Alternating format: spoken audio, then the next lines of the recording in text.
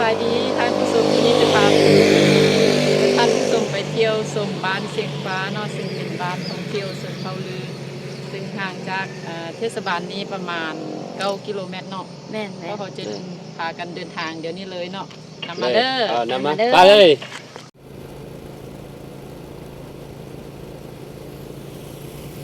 เชิญบรรณาทานมาที่ตามมา ไปเลย มาเลย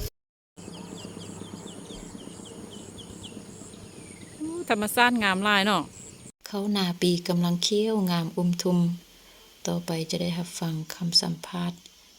จากเลขาพักนายบ้าน มันจาก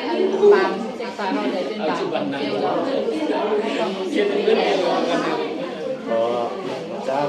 ที่งานทางเมืองเราเลยลงมาจากในเป็นบ้านท่องเที่ยวก็มาพาจัดการก็เขามีชาวบ้านเขามีความภาคภูมิใจร้ายเนาะที่ว่า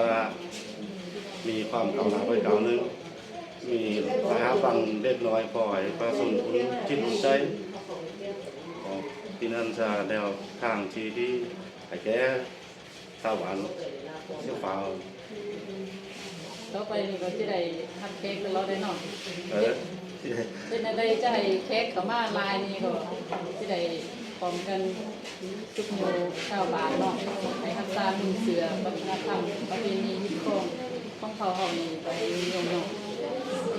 เวลาแขกเข้ามาเขาจะไปจัดมอบไม้กันครับแขกตามที่เอาไปบ้างแขกหน่อยบางแขกที่ดึงพอใจเลยมาครับมาส่งมาเที่ยวบ้านเรา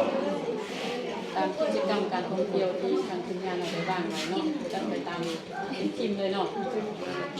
ขอบใจเด้อสบายดีเวลามีเค้กเขามาเที่ยวบ้านเฮาแล้วอันจะได้รับส่วนอย่างเด้บรรดาเค้กตัวอย่างว่ามีกิจกรรมอย่างเด้นะ ไว้กันมีนักท่องเที่ยวสั่งเขามาบ้านเฮาบ่เนาะอีได้ทับซุมบ้านใต้ดือนี่ตำหุบท่อไม้สั่งก็อันเย็บแสวสร้างสาสร้างโศกสั่งจังในบ้านใต้ดือเฮาไว้มีกาจัน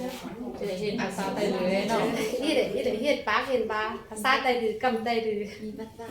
มีวัดบ้านของอุ้มเฒ่าเก่าแก่เนาะบูฮานเก่าแก่อยู่วัดที่ว่าคงมีอยู่บ้านเอ้ย มีการแสดงศิลปะปั้นฝายอย่างเนาะ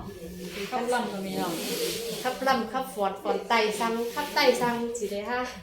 มีตำหุบท่อไม้สั่งปันฝ่ายสั่งกันเลยอยู่บ้านไต้ดือเฮาไว้มีกับประเพณีไต้ดือเฮาเนาะให้แสดงกับประเพณีไต้ดือเฮา อาหารหลักเด่นมีอย่างเด้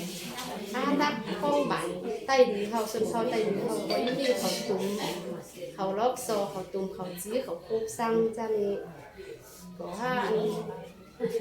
กินผักกินนี้ธรรมชาติสั่งไปจะดีได้